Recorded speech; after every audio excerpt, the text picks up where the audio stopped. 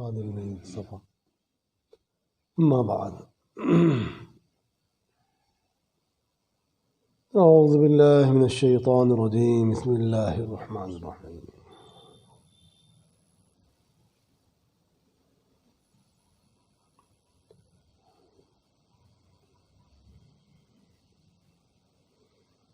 يا أيها الذين آمنوا اتقوا الله حق تقاته ولا تموتن إلا وأنتم مسلمون. صدق الله مولانا العظيم.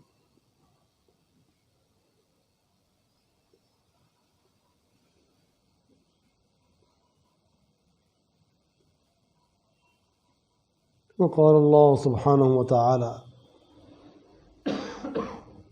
يا أيها الذين آمنوا اذكروا الله ذكرا كثيرا وسبحوه بكرة وأصيلا. صدق الله مولانا العظيم.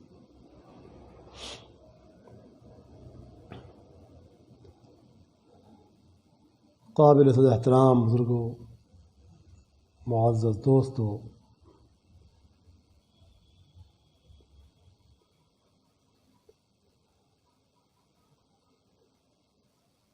اللہ پاک نے ایک موقع پر حضرت داؤد علیہ السلام کو مخاطب بنا کر فرمایا: اے داؤد، اللہ کا شکر ادا کرو کہ میرے شکر گزار بندے بہت کم ہیں۔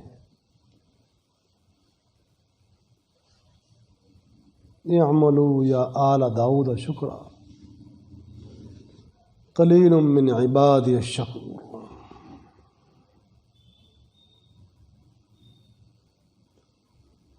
اے داؤد علیہ السلام،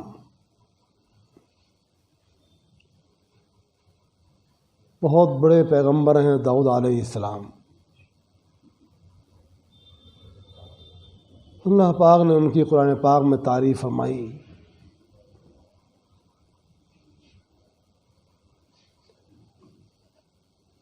ان کی واقعات کو بیان کیا ہے۔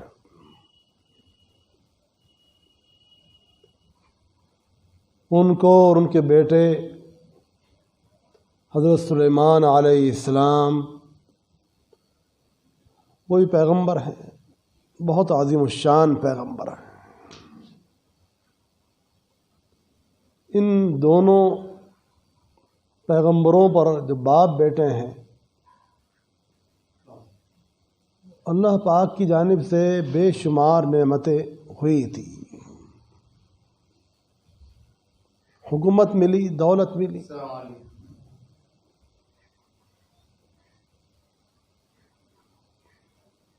حکومت اللہ کی بہت بڑی نعمت ہے۔ دنیاوی اعتبار سے حکومت کا مل جانا کسی کو اللہ کی بہت بڑی نعمت ہے، اور اس کا صحیح استعمال کرنا یہ اس سے بھی بڑی نعمت ہے۔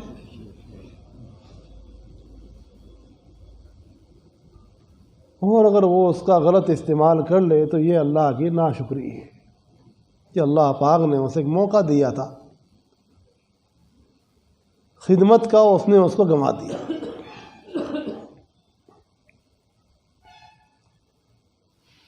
اللہ پاک نے ان کو ایک عظیم الشان حکومت دی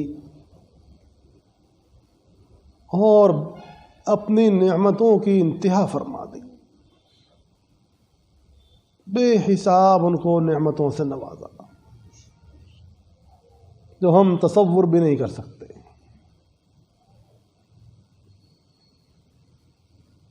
پھر یہ حکم دیا کہ اے میرے پیارے بندو، میرا شکر ادا کرو،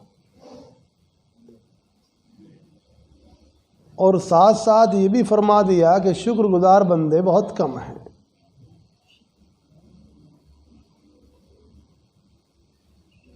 آج بھی یہی صورتحال ہے نا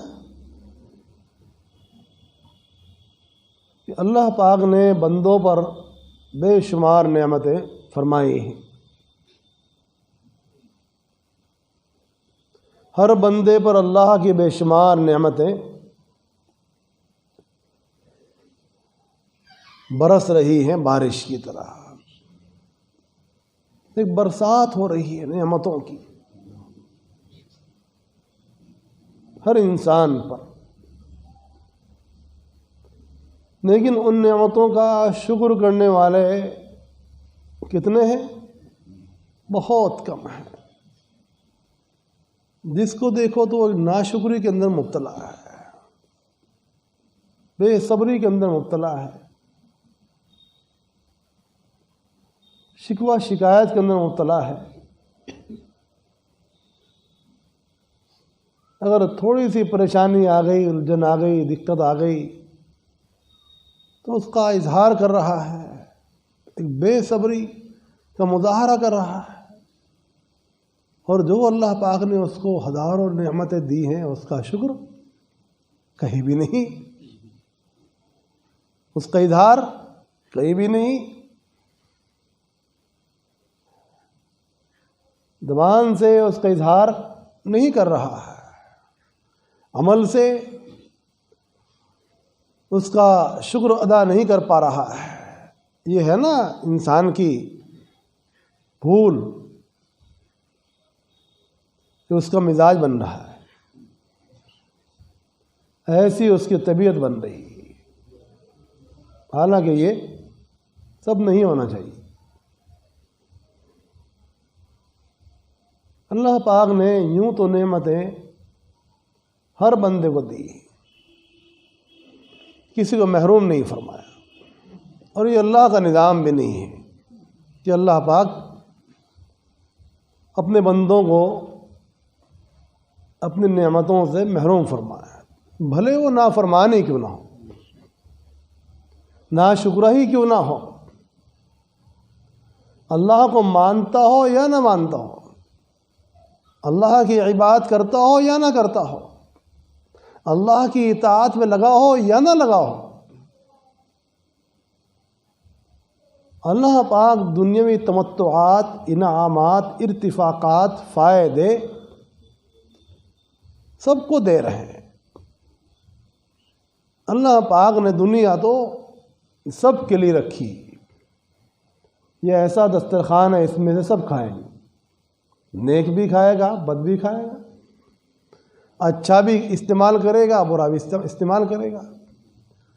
بلکہ اللہ پاک نے ایک موقع پر یہ فرمایا کہ اگر مجھے اپنے ایمان والے بندوں کے بگڑنے کا اندیشہ نہ ہوتا تو میں اپنے نافرمان بندوں کے مکانوں کی چھت کو سونے اور چاندی کی بنا دیتا، ان کے محلات سونے چاندی کے بنا دیتا، مگر ان کے بگڑنے کا اندیشہ آیا کہ بگڑ جائیں گے، کہ آپ نے ان کو اتنا دے دیا اور ہمارے پاس نہیں۔ کیونکہ ایک اس بندے کے لیے جو اللہ پر ایمان نہیں رکھتا، اللہ کے پیغمبروں کو نہیں مانتا، اللہ کی اطاعت نہیں کرتا، اللہ پاک اس کو دنیا ہی میں دے کر اس کا قصہ ختم کر دینا چاہتے ہیں، بس ہو گیا۔ 60 سال کے لیے، 50 سال کے لیے، 100 حد سے 100 سال، اب تو 100 سال کون دیکھ رہا ہے، اللہ ماشاء اللہ، ورنہ 60-70 سال کے درمیان انسان چل رہا ہے۔ بہت کم لوگوں کی عمر ایسی ہوتی ہے کہ 100 سال انہوں نے پائے۔ تو دنیا تو ایک عارضی تمتع ہے، ایک وقتی فائدہ اٹھانا ہے، یہ ایک وقتی فائدہ اٹھانا ہے، متاع قلیل، ایک عارضی فائدہ ہے، متاع قلیل، تھوڑی سی دیر کے لیے ایک فائدہ ہے، وقتی فائدہ ہے۔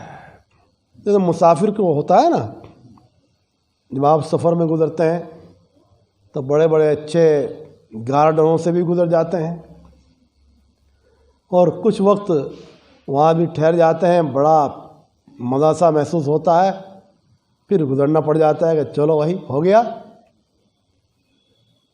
اچھی سے اچھی جگہ آپ گزرتے ہیں، اچھے سے اچھا بنا ہوتا ہے، شاندار، لیکن طبیعت اس سے خوش ہوتی ہے. آپ گزر تو وہاں ضرور رہے ہیں، وہاں بڑا چمکدار مکان ہے، بھڑکدار مکان ہے، ایسا ہے ویسا ہے، ہوتا ہے نا سب، یہ بڑا شاندار ہے، بہت خوشنما ہے، یہاں تو یہ بھی لگا ہوا ہے، وہاں تو وہ بھی لگا ہوا ہے. تعریف تو کر لیتے ہیں آپ اس کی، لیکن گزرتے چلے جاتے ہیں، گزرتے چلے جاتے ہیں. بھائی یہ ہے تو سب کچھ، لیکن یہ میرا نہیں ہے، اور یہاں ٹھہرنا نہیں ہے.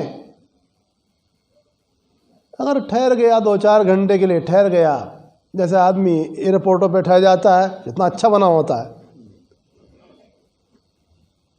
اور سب کچھ شاندار بنا ہوتا ہے، لیکن وقتی طور پر چھوڑا اور آگے چل دیے کہ یہ میرا نہیں ہے. یہاں سے گزرنا ہے، دل میں کیا رہتا ہے؟ یہاں سے گزرنا ہے. عارضی طور پر وہاں ایک کرسی پر بیٹھ گئے جو آپ کو اچھی لگی، آپ بھی بیٹھ گئے وہاں،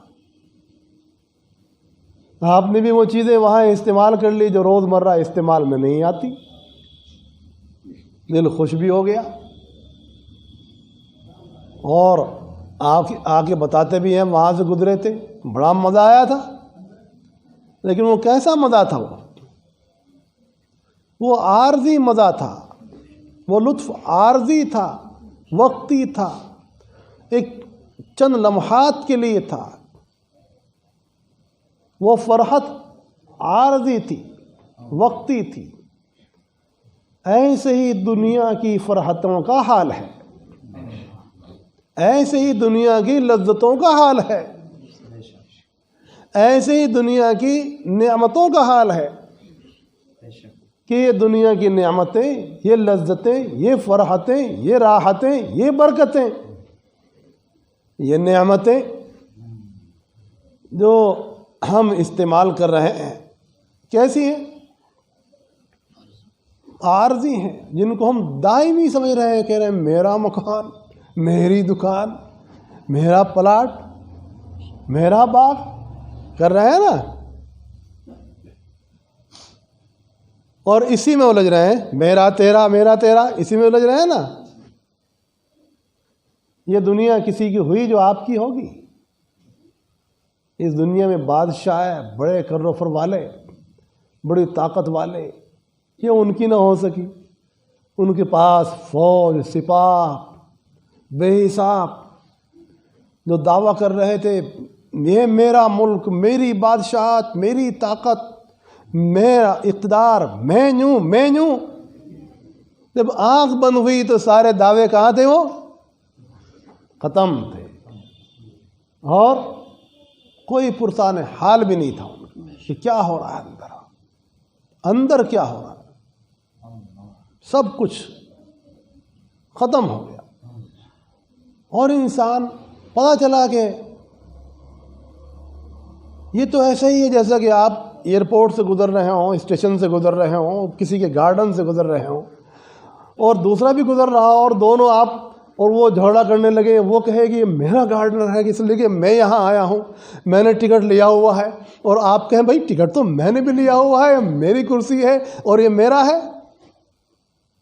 آپ بھی جھگڑا کر رہے ہیں، اپنے دلائل بیان کر رہے ہیں، وہ بھی جھگڑا کر رہا ہے، اپنے دلائل بیان کر رہا ہے. کوئی تیسرا آئے گا کہے گا یہ دونوں بیوقوف بن رہے، ٹکٹ لے کے یہ بھی آیا ہے، ٹکٹ لے کے آپ بھی آئے، اور 1 گھنٹہ زیادہ سے زیادہ آپ گھومو گے اور اس گیٹ سے نکل کر اس گیٹ سے چلے جاؤ گے. کیا اتنی دیر کے لیے تیرا میرا کرنا اور کہیں کے لیے لڑنا اور کہیں کے لیے جدل کے اندر مبتلا ہونا، جھگڑے کے اندر مبتلا ہونا. یہ تیسرا آدمی سوچے گا کیا احمق آدمی ہے یہ، جو ایسے ہی جب ہم یہ کرتے ہوں گے کہ میرا مکان ہے، یہ میری دکان ہے، یہ اور میرا باغ ہے، یہ اور میرا اراٹ ہے، اور میرا پلاٹ ہے، اور میرا یوں ہے اور میرا یوں ہے، تو فرشتے ہمیں ہنستے ہوں گے. بیوقوفوں کا دیکھ نہیں رہے ان بیوقوفوں کو؟ ہنستے ہوں گے نا فرشتے. کیسے فرشتے ہنستے ہوں گے؟ یہ بندے کو پتہ نہیں کل کیا ہونے والا ہے اس کے ساتھ، یہاں سے اٹھنے کے بعد کیا بات پیش آنے والے. لا حول ولا قوت الا باللہ. اللہ خیر فرمائے ہر ایک کے ساتھ، اللہ پر خیر فرمائے. ہر ایک انسان کو خیر مانگنا چاہیے، اور انسان سوچ رہا ہے کہ یہ میرا تیرا اسی میں الجھا ہوا ہے، جھگڑے کے اندر الجھا ہوا ہے. مشائخ فرماتے ہیں کہ جو آپ میں جھگڑوں میں پڑ گیا اس پر عمل کا باب بند ہو گیا. جھگڑا جدل، یہ تو جدل میں پڑ جاؤ یا عمل میں پڑ جاؤ. دو جدل میں پڑ گئے، عمل کا باب اس کے لیے بند ہو گیا. اور تعجب ہے بھائی اتنی فرصت تیرا میرا کرنے کی فرصت، جھگڑا کرنے کی فرصت، لڑائی کی فرصت تو ہے آپ کے پاس، لیکن اگر آپ کو یوں کہا جائے کہ سبحان اللہ کی اتنی تسبیحیں پڑھ لو تو آپ کو مجھے فرصت نہیں ہے. اگر یوں کہا جائے کہ کلمہ طیبہ کی 10 تسبیحیں آپ پڑھ لو، بھائی یہ تو بہت بھاری کام ہے. اگر یوں کہا جائے کہ درود شریف کہ آپ کو 50 تسبیحیں پڑھنی، 50 میرے لیے تو 5 پڑھنا مشکل ہے، میں 50 کیسے پڑھوں. اور اگر اس کو باتوں کے اندر لگا دی جائے تو معلوم ہو رہا ہے کہ بات کے لیے 1 گھنٹہ 2 گھنٹہ اور 3 گھنٹہ بھی وہ سوچے گا کہ کم پڑ گئے. ہمارا وقت کہاں میں ضائع ہو رہا ہے. آپ دیکھیں تو صحیح کہ ہمارا وقت کہاں میں ضائع ہو رہا ہے لا یعنی باتوں میں. 24 گھنٹے کا اگر ہم جائزہ لیں، ججمنٹ کریں، تو کیا پتہ چلے گا کہ ہمارے 24 گھنٹے میں سے کتنے منٹ اللہ کی اطاعت میں خرچ ہوئے، کتنے منٹ ذکر اللہ میں خرچ ہوئے، کتنا وقت ہمارا استغفار میں توبہ میں خرچ ہوا، کتنا وقت ہمارا تلاوت میں خرچ ہوا. جو ہمارے لیے اصل سرمایہ ہے، ہمارا اصل سرمایہ یہ ہماری کاریں، بلڈنگیں، مکانات ہیں، یا اصل ہمارا سرمایہ ہماری تلاوت ہے، ہمارا ذکر ہے، ہمارا فکر ہے، ہماری توبہ ہے، ہمارا استغفار ہے، ہماری نمازیں ہیں، ہماری زکوٰۃ ہے، ہمارا حج اور عمرہ ہے. اچھے اعمال ہیں، اچھے اقوال ہیں. اچھے اعمال اور اچھے اقوال یہ ہے اصل ہمارا سرمایہ ہے نا. باقی جس کو ہم سمجھ رہے ہیں کہ یہ ہماری دولت ہے، ہمارا سرمایہ ہے، ہم اس کو کما رہے ہیں، ہمارے کام آئے گا، یہ اولاد کے کام آئے گا، یہ ہوگا نا، تمنا ہے، خیالات. لیکن اگر انسان اس کا نتیجہ دیکھے تو سوچے کہ بھائی میں تو ایک خواب میں ہوں، شاید کہ یہ غفلت میں ہوں، بہت اندھیرے میں ہے پڑے ہوئے انسان. ہم لوگ بہت بڑے اندھیرے میں پڑے ہوئے ہیں، بہت بڑی غفلت کا شکار ہے. کہ آئندہ آنے والا وقت ہمیں بتائے گا کہ جن چیزوں کے اندر تم لڑ رہے تھے، مر رہے تھے، اور تمہیں بزی ہوں اور جہاں مشغول ہوں اور یہ ہوں اور وہ ہوں، فرصت ہی نہیں تھی، وہ چیزیں بیکار ثابت ہوئیں.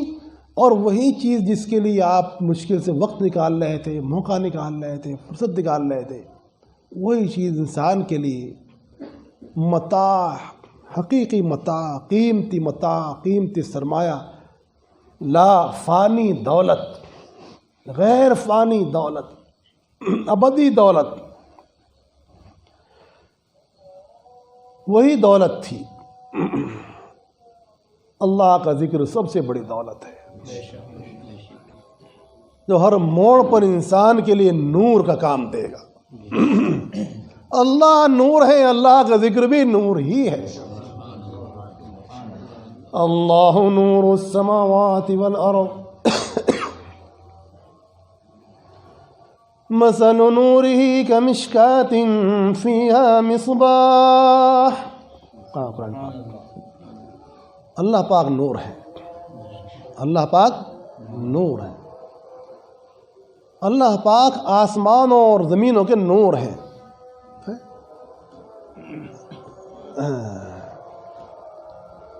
اللہ نور السماوات والارض. سورہ نور میں نکالا سورہ نور میں نکالا. مثل نوره كمشكاة فيها مصباح المصباح في زجاجة. اس آیت میں اللہ پاک نے مؤمن کے نور کو بتایا ہے. اللہ پاک نور ہے، اور مومن کا ایک بدن ہے، اس بدن کے اندر ایک قلب ہے، اس قلب کے اندر ایک چراغ جل رہا ہے، وہ چراغ کہیں کا ہے؟ نور کا چراغ ہے۔ یہ نور کا چراغ ہے، یہ ایمان کا چراغ سمجھایا گیا۔ اور جب کوئی بندہ مومن ایمان کا نور حاصل کر لیتا ہے اور پھر وہ اعمال صالحہ اپناتا ہے، نماز، روزہ، زکوٰۃ، حج، تلاوت اور دوسری عبادات، پھر انسان نور علی نور بن جاتا ہے، جس کو اللہ پاک نے فرمایا نور علی نور یہدی اللہ لنورہ من یشاء۔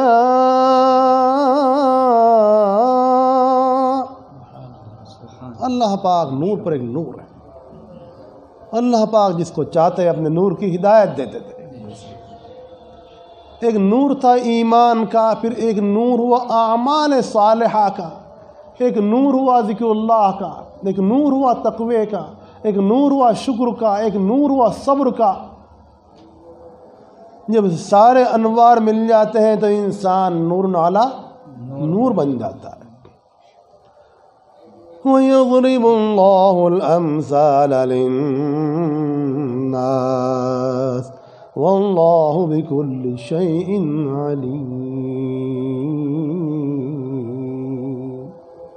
آگے کیا فرمایا اللہ پاک نے؟ فِي بُيُوتٍ أَذِنَ اللَّهُ أَن تُرْفَعَ وَيُذْكَرَ فِيهَا اسْمُهُ يُسَبِّحُ لَهُ فِيهَا بِالْغُدُوِّ وَالْآصَالِ۔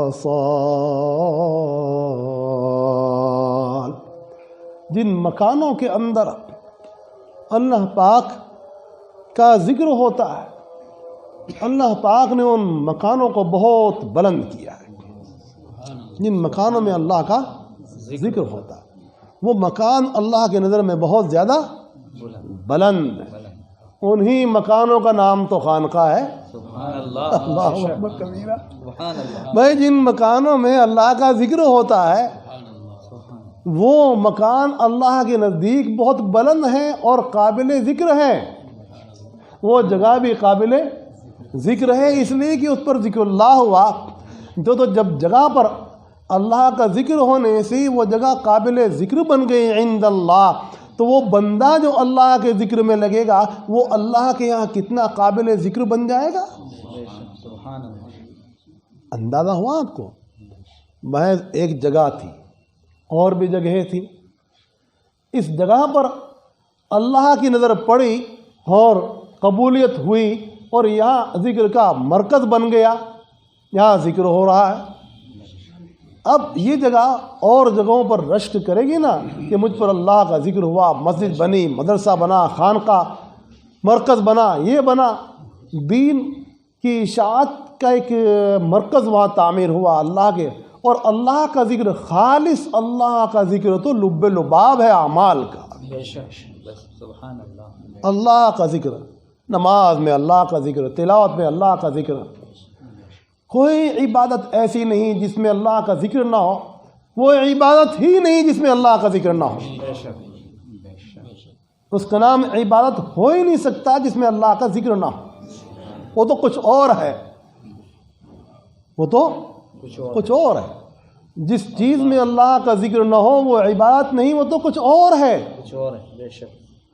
اگر اس کا لب لباب، اس کا ما حصل، اس کا خلاصہ، اس کا جوس، اس کا مکھن، اس کا مغز کا بھی مغز کہیے آپ، اس کا مغز اگر ذکر اللہ ہے، اس کے اندر ذکر کی حلاوت ہے، ذکر کی تاثیر ہے، ذکر کی گرمی ہے، ذکر کی لذت ہے، تب ہی وہ چیز اللہ کی عبادت کی شکل میں ہے، اور ورنہ تو وہ کیا ہے؟ ایک شکل ہے، حقیقت بے حقیقت ایک شکل ہے، ایک بدن ہے جس کے اندر روح نہیں، وہ اللہ پاک کے یہاں کیا قبول ہو جائے گا وہ عمل؟ تو معلوم ہوا کہ ساری قبولیت کا دار و مدار اللہ کے ذکر پر ٹھہرا، بے شک ہر عمل جو قبول ہوتا ہے اخلاص سے ہوتا ہے، اور اخلاص کی جان کیا ہے؟ یہی نیت تو ہے کہ یہ کام میں اللہ کے لیے کر رہا ہوں۔ تو جب نیت کے اندر ذکر آیا، دل کے اندر ذکر آیا کہ یہ میں عمل اللہ کے لیے کر رہا ہوں، یہ آیا نا خیال، یہی تو اللہ کا ذکر ہے کہ آپ کے دل میں اللہ آئے، اس وقت اللہ کی یاد آئی کہ میں یہ عمل اللہ کے لیے کر رہا ہوں، تو جتنا اخلاص ہوگا، معلوم ہوا کہ اخلاص کہ اندر کی چیز بھی اللہ کا ذکر ہی ہے۔ اخلاص بھی متحقق نہیں ہو سکتا بغیر ذکر اللہ کے، اخلاص بھی متحقق نہیں ہو سکتا بغیر ذکر اللہ کے، اور کسی بھی عمل کی قبولیت نہیں ہو سکتی بغیر ذکر اللہ کے، اور بغیر سنت کے، بے شک بغیر سنت مطہرہ کے اور شریعت مقدسہ کے کسی عمل کی قبولیت کا سوال ہی نہیں ہوتا۔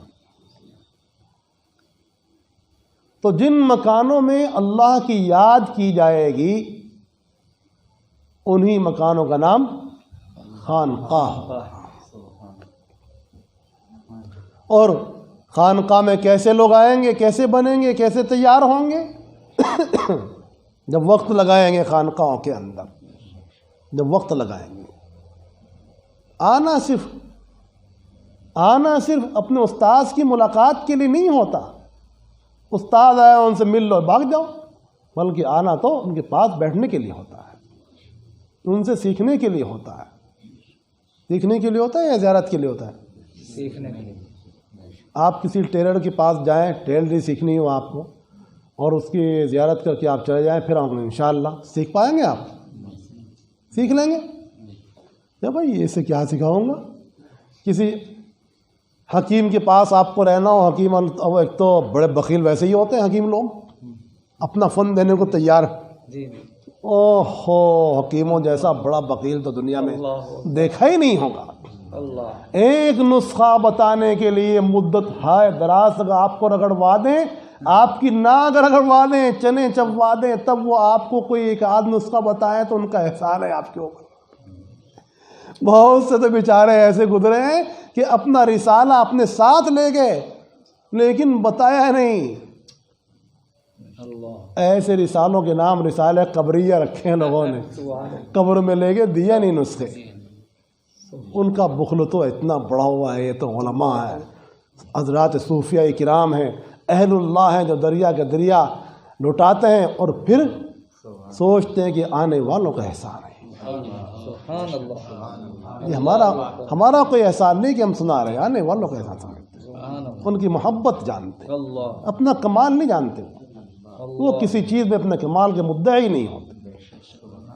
یاد رکھ، جس نے دعویٰ کیا وہ پھنس گیا، جس نے کمال کا دعویٰ کیا، علم کا دعویٰ کیا، عمل کا دعویٰ کیا، تقوی کا دعویٰ کیا، اور کسی بھی لائن سے جس نے دعویٰ کیا، بس پھنس گیا۔ وہ کامیاب کون ہوا؟ جس نے دعا کی، دعا والا کامیاب ہوا، دعویٰ والا پھنس گیا۔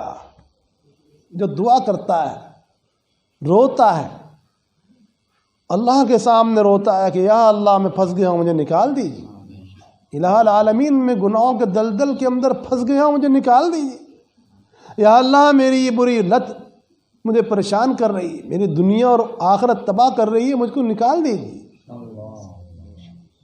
دعا کرتا ہے، اپنی گندگی سے نکلنے کے لیے دعا کرتا ہے، اللہ سے کہتا ہے کہ یا اللہ مجھے نکالیے، اس گندگی سے نکالیے، اس برائی سے نکالیے۔ وہ بندہ کامیاب ہوتا ہے۔ خانقاہ میں آ کر انسان کیسا بنتا ہے؟ ایسا بنتا ہے کہ اگر وہ پھر تجارت کر رہا ہے تو اس کی تجارت میں بھی ذکر شامل ہے، اور اگر کھیتی کر رہا ہے تو اس کی کھیتی کے اندر بھی ذکر شامل ہے، ہل چلا رہا ہے، وہ معلوم ہو رہا ہے کہ وہاں بھی اللہ کا ذکر ہی کرتا جا رہا ہے۔ اب جب ایسی کھیتی کی پیداوار کھائے گا تو اس کا لطف ہی کچھ اور ہوگا۔ جس کھیت کے اندر وہ اللہ کا ذکر کرتے ہوئے چلے گا، اس کی پیداوار کی لذت کیسی ہوگی؟ دوسرے کھیتوں سے ممتاز ہوگی، الگ ہوگی۔ اللہ پاک نے ان لوگوں کی صفات بیان کی کہ ان کو ذکر کے اندر اس قدر مزہ آنے لگتا ہے کہ کوئی بھی حال ہو، تجارت کا، زراعت کا، امامت تو ہے ہی ذکر، اور اذان ذکر ہے، امامت ذکر ہے، تو ہر کام میں وہ اللہ کا ذکر کرتا ہے۔ رجال لا تلہیہم تجارت ولا بیع عن ذکر اللہ۔ اب وہ نماز سے غافل نہیں ہوتا، زکوٰۃ سے غافل نہیں ہوتا، بے شک اللہ کے ذکر سے یہ کیفیت اس کے اندر آئی کہ وہ تجارت کرے تب ذکر اللہ، زراعت کرے تب ذکر اللہ، مکان بنائے تب ذکر اللہ، اس کے ہر کام میں اللہ کا ذکر شامل حال ہوتا ہے، کیونکہ ذکر اس کی طبیعت میں رچ گیا ہے، بس گیا ہے، اور وہ نمازوں کا شوقین ہوتا ہے، زکوٰۃ کا شوقین ہوتا ہے، اور اس کے دل میں اللہ کا خوف بھی آتا ہے۔ یخافون یوما تتقلب فیہ القلوب والابصار، اس کو خوف خدا بھی آیا، ذکر اللہ کی برکت سے اس کو شکر بھی آیا، اللہ کی نعمتوں کا شکر بھی کرتا ہے، اللہ کا خوف بھی کرتا ہے، اور اس کو ایک لذت آ رہی ہے، اللہ کے ذکر میں اس کو لذت آ رہی ہے، وہ اکیلے بیٹھے بیٹھے ہل رہا ہے، کیا کھا لیا اس نے تو یہ ہل رہا ہے، لوگ سمجھ رہے ہیں کہ شاید اس نے کچھ کھایا ہے، کھانے کی عادی ہے نا لوگ باغ، مختلف نشے کرتے، لا حول ولا قوت الا باللہ۔ ایک ایمان والا نشہ کرے، ایک ایمان والا نشے کی چیزوں کو استعمال کرے جس کو شریعت نے حرام قرار دیا، ایک ایمان والا شراب کے قریب جائے جس کے ایک قطرہ بھی ناپاک ہے،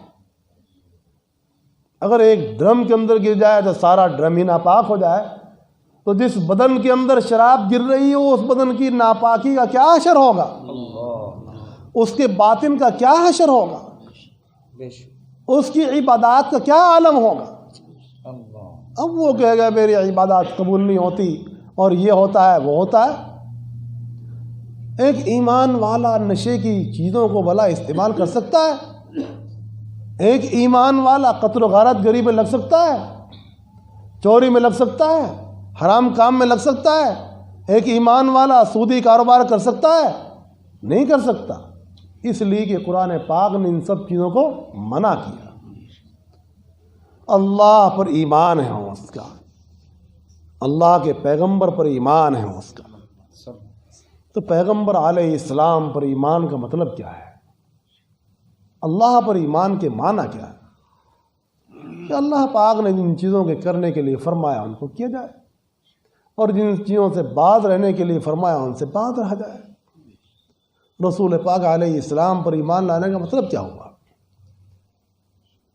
یہی تو مطلب ہوا کہ جن چیزوں کا حضور پاک علیہ السلام نے حکم فرمایا اللہ کی طرف سے، وہ باتیں اللہ کی طرف سے ان کو مانا جائے، آپ کی اطاعت کی جائے۔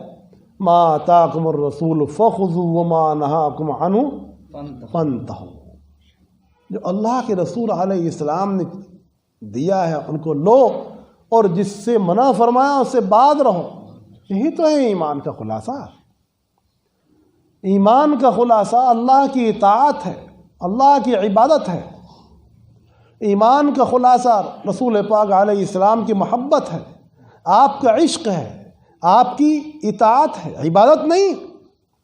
عبادت کسی پیغمبر کی نہیں ہو سکتی، اطاعت ہو سکتی۔ فرق ہے نا بھائی، فرق ہے کہ نہیں؟ عبادت میں اور اطاعت میں فرق ہے کہ نہیں ہے؟ باپ کی اطاعت ہوتی ہے یہ عبادت ہوتی ہے؟ اطاعت ہوتی ہے۔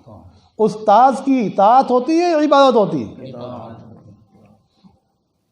ایسے ہی اللہ کے رسول جو اللہ کی عبادت کے طور طریقے سکھانے آئے ہیں، بتانے آئے ہیں، اللہ تک پہنچانے آئے ہیں، مسجد میں لا کر انہوں نے ہمیں پہنچا دیا کہ یہ ہے عبادت کی جگہ، یہاں آؤ، یہاں لگاؤ حاضری۔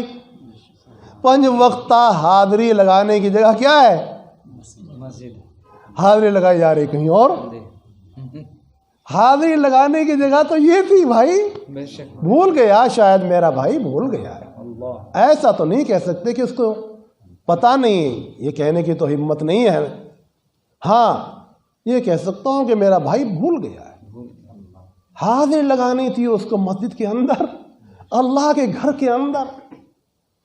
دیکھنا تھا اس کو صحیفہ خداوندی کتاب اللہ. ہاں تو پیغمبروں کی عبادت ہوگی یا اطاعت ہوگی؟ اطاعت ہوگی. آیا نقطہ سمجھ میں؟ پیغمبر یا اولیاء اللہ زندہ یا انتقال شدہ. انتقال ہو گیا. انتقال کے معنی یہاں سے وہاں جانا ہے. من دار لا دار, دنیا کو چھوڑ کر اللہ کے یہاں چلے گئے, جنت میں چلے گئے. وہ تو جنت کے مزے کر رہے ہیں اللہ کی عبادت کر کے, ہم ان کی عبادت کر کے معلوم نہیں کہاں پہنچ رہے ہیں. استغفر اللہ استغفر اللہ استغفر اللہ استغفر اللہ استغفر اللہ استغفر اللہ. آپ تصور کرو کہ اگر وہ زندہ ہوتے ہمارا کیا حشر کرتے ہو. اللہ پاک حضرت عیسیٰ علیہ السلام سے پوچھیں گے. کس سے؟ حضرت عیسیٰ علیہ السلام. نکالو وہ قصہ کہاں. إذ قال الله يا عيسى أأنت قلت للناس اتخذوني وأمي إلهين من دون الله. اے عیسیٰ کیا آپ نے, ایسا ہی جی جی. اچھا, کیا آپ نے یہ کہا تھا کہ میری عبادت کرنا؟ عیسائی گمراہ ہو گئے نا. عیسائی کیوں گمراہ ہو گئے؟ انہوں نے یہ نقطہ نہیں سمجھا کہ پیغمبر کی عبادت نہیں ہوتی, اطاعت ہوتی ہے. انہوں نے اپنے پیغمبر کی عبادت شروع کر دی, ہو گئے نا گمراہ. اللہ. وہ گمراہ کیوں ہوئے؟ قرآن پاک نے ان کو گمراہ کہا. نصارہ کو قرآن پاک نے ضالین کہا نا, اور یہود کو کیا کہا؟ مغضوب علیہم غیر المغضوب علیہم ولا الضالین.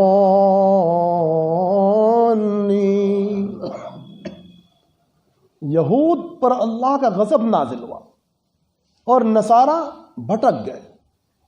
کیوں بھٹکے؟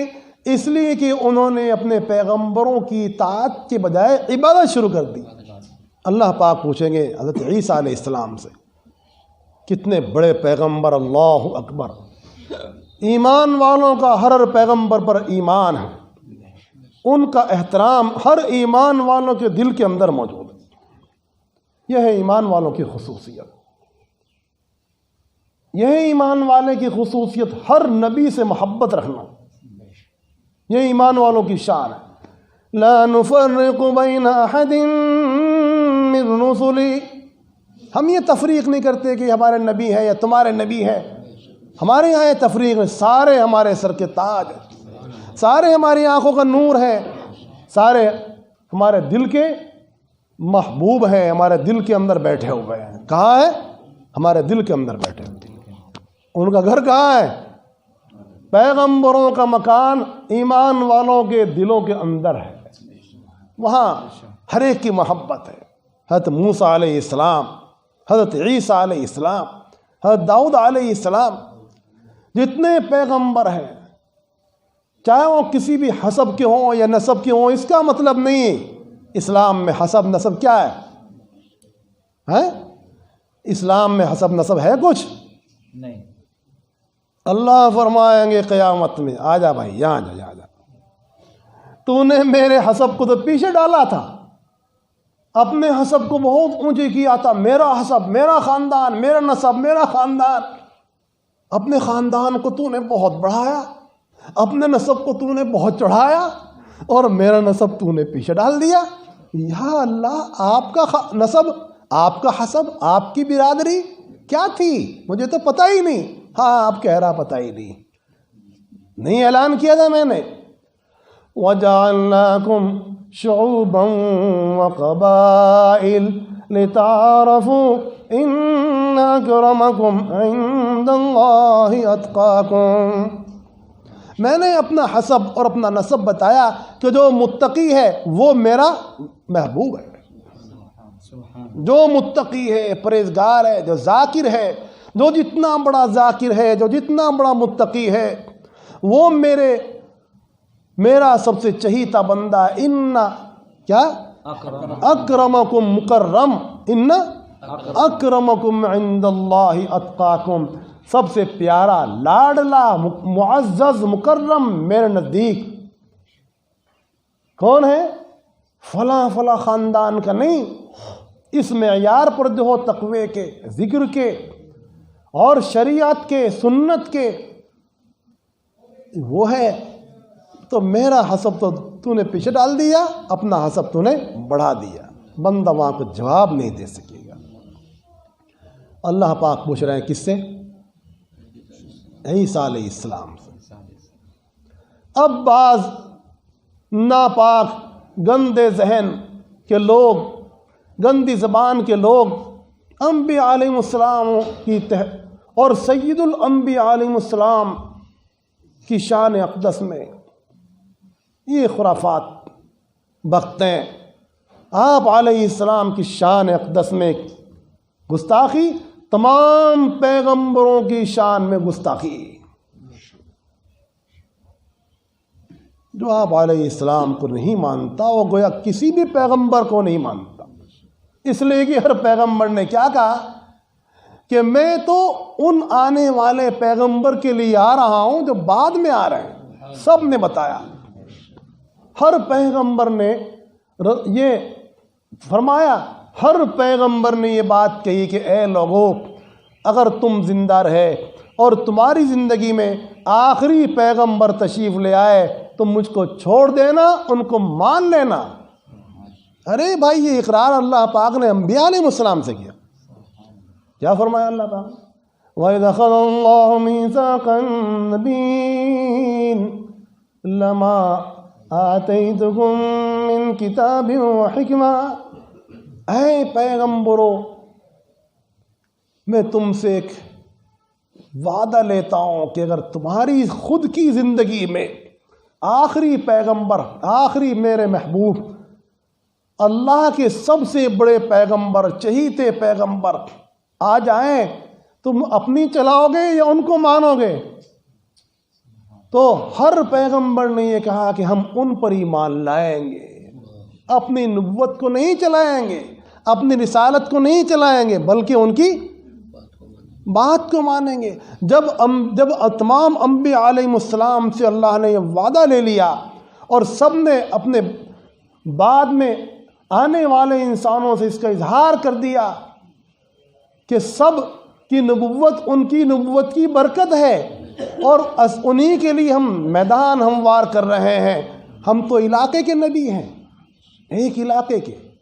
پہلے انبیاء علاقوں کے نبی ہوتے تھے، یہ اس علاقے میں آئے ہیں، یہ اس علاقے میں آئے ہیں، یہ اس ملک میں آئے ہیں، بعض تو خاندانوں کے اندر بھی آتے تھے، یہ اس قبیلے کے اندر آئے ہیں، اور بعض وقت میں 2 3 3 بھی ہوتے تھے۔ اسی لیے جب ایک قبیلے کے اندر ایک ہوگا، ایک قبیلے میں ایک ہوگا، ایک بستی میں ایک ہوگا، دوسری بستی میں 2 وہ ہوگا، تو بہت سارے ہوں گے نا ایک ٹائم میں، تو ایک وقت میں بہت سارے بھی ہوتے تھے۔ لیکن اور کسی نے یہ نہیں کہا کہ میں آخری نبی ہوں، کسی نے یہ نہیں کہا کہ میں آخری نبی ہوں، سب سے بڑا نبی ہوں، بلکہ سب نے کہا کہ ہم تو میدان ہموار کرنے کے لیے۔ رحمت عالم صلی اللہ علیہ وسلم کی شان جب آپ کا سورج نمودار ہوا، سارے عالم کے لیے ہو گیا اور قیامت تک کے لیے ہو گیا۔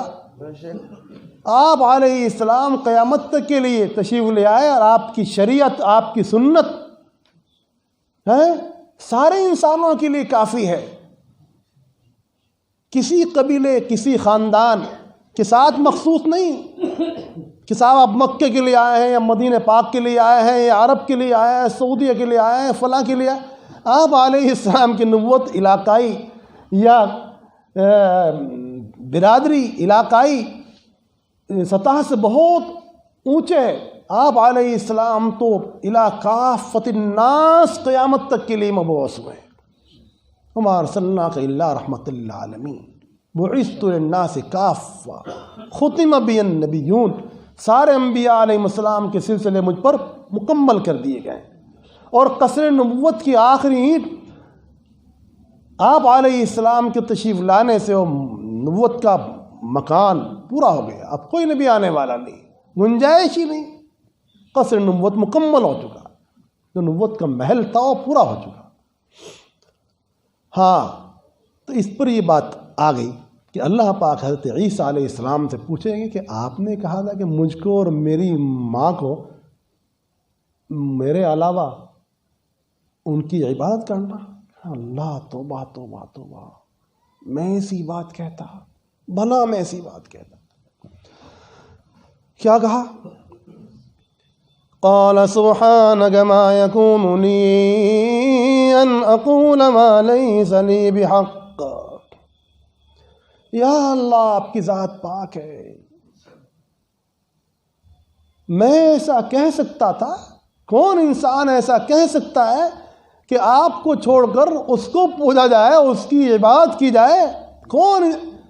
کون فرد بشر یہ کہہ سکتا ہے؟ کس کو حق ہے؟ کس پیغمبر کو، کس نبی کو، زندہ یا انتقال شدہ؟ انتقال کے بعد تو مکلف ہی نہیں ہے۔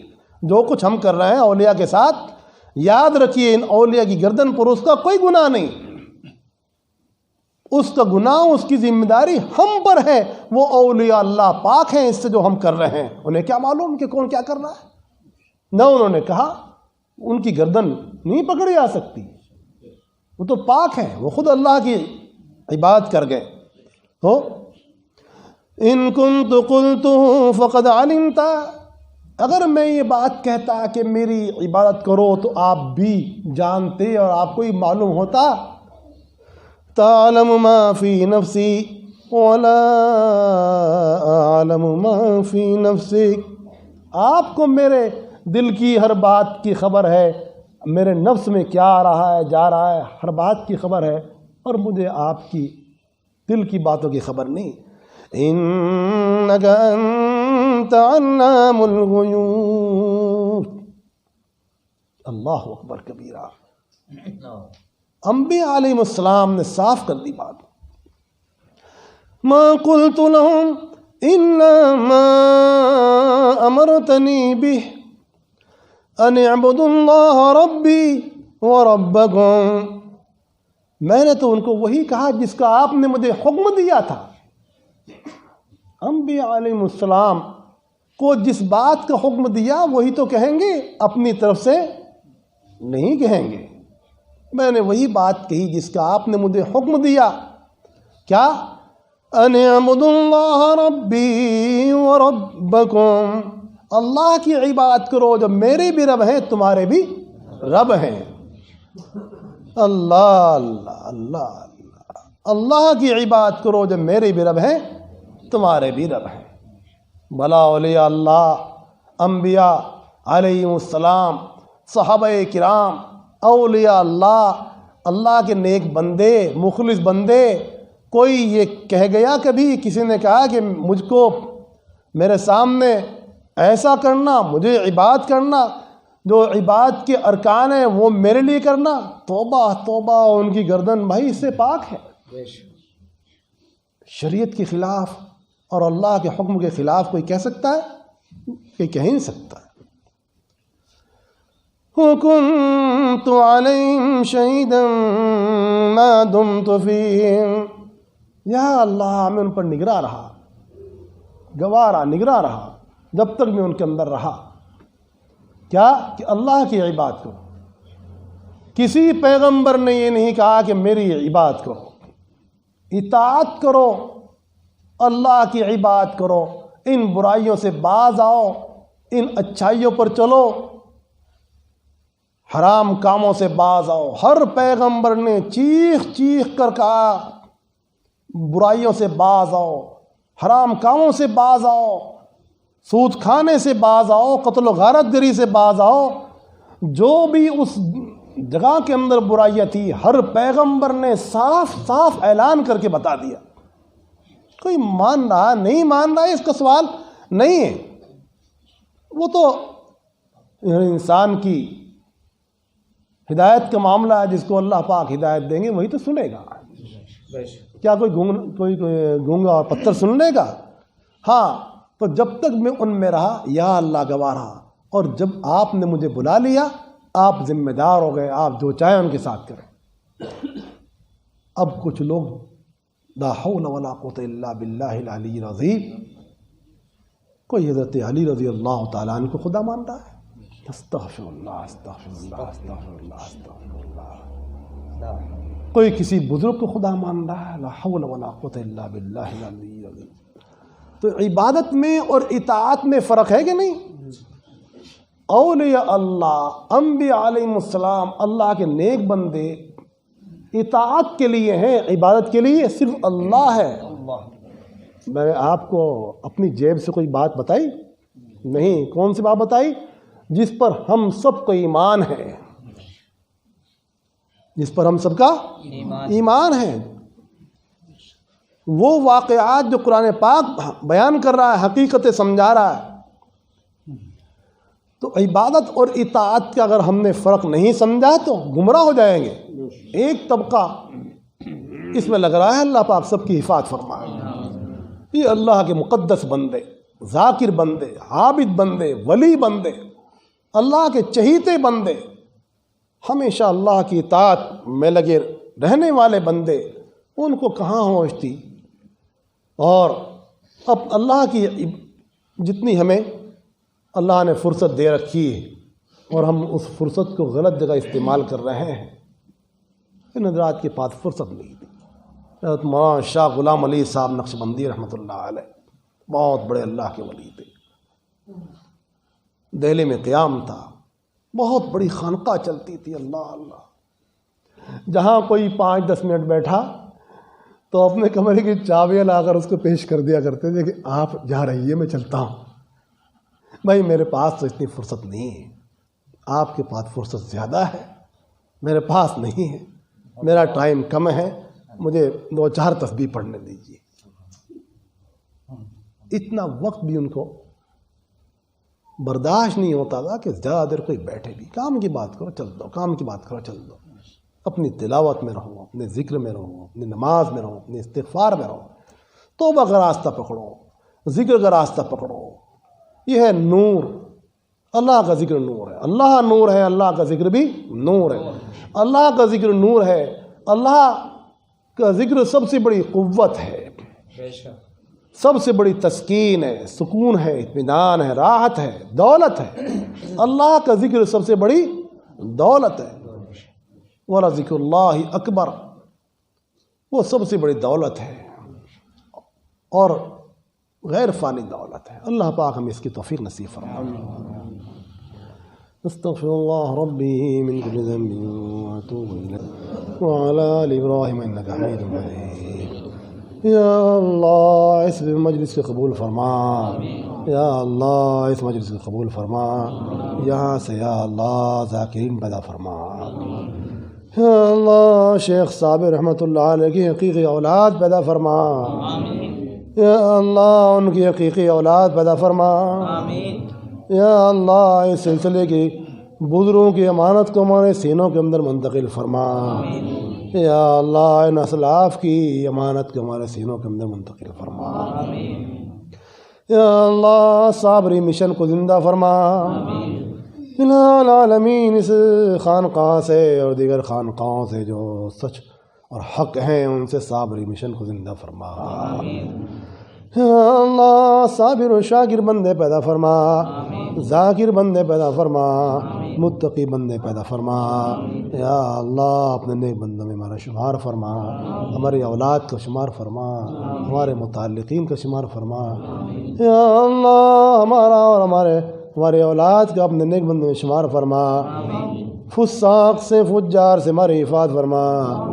یا اللہ ہر طرح کے زیغ و ضلال سے ہماری حفاظت فرما، اہل فتن سے ہماری حفاظت فرما، اہل بدعات سے ہماری حفاظت فرما، یا اللہ ہم کسی طرح کی بدعات میں الجھے، فتنے میں الجھے، فساد میں الجھے، مصیبت میں مبتلا، معاصیت کے اندر مبتلا، اس سب سے ہماری حفاظت فرما، اور خالص توحید کا راستہ اور سنت مقدسہ کا راستہ، قرآن پاک کا راستہ اور سنت طیبہ کا راستہ اپنے اسلاف عظام کا راستہ یا اللہ ہمیں نصیب فرما، ہمارے قلوب کو زندہ فرما، ہماری زندگی کو منور فرما، ہمارے گھروں کو منور فرما، ہمارے دلوں کو منور فرما، ایمان کے نور سے منور فرما، توحید کے نور سے منور فرما، ذکر و فکر کے نور سے منور فرما، رسالت کے نور سے منور فرما، نبوت کے نور سے منور فرما، صبر و شکر کے نور سے منور فرما، اعمال صالحہ کے نور سے منور فرما، اولیاء اللہ کے نور سے منور فرما، یا اللہ جو امانت اولیاء اللہ کے ذریعے سینوں سے سینوں کے اندر منتقل ہو رہی ہے، یا اللہ اس امانت کو لینے والوں میں ہمارا بھی حصہ پیدا فرما، اسی صف میں یا اللہ ہمیں بھی کھڑا فرما، ہم اس لائق تو نہیں بہت یا اللہ ٹوٹے پھوٹے ہیں، لیکن جب آپ کی نظر پڑ جاتی ہے یا اللہ جس پر آپ کی نظر پڑ جاتی ہے وہ خاک بھی ہوتا ہے تو پاک بن جاتا ہے، یا اللہ وہی مٹی زرخیز بن جاتی ہے جس پر آپ کی رحمت کی بارش نازل ہو جاتی ہے، تر ہوئی بارہ سے سوکھی زمین یعنی آئے رحمت للعالمین، رحمت للعالمین جو نعمت کو لے کے آئے قرآن پاک کی اور سنت طیبہ کی، یا اللہ رحمت للعالمین صلی اللہ علیہ وسلم نے جو دسترخوان بچھایا ہمیں اس دسترخوان سے کھانے کی توفیق نصیب فرما، یا اللہ آقا کے دسترخوان کو چھوڑ کر دوسروں کے دسترخوانوں سے ہماری حفاظت فرما، یا اللہ آپ کا پیارا آپ کا لاڈلا پیغمبر رحمت للعالمین ہمارے لیے سب سے بہترین دسترخوان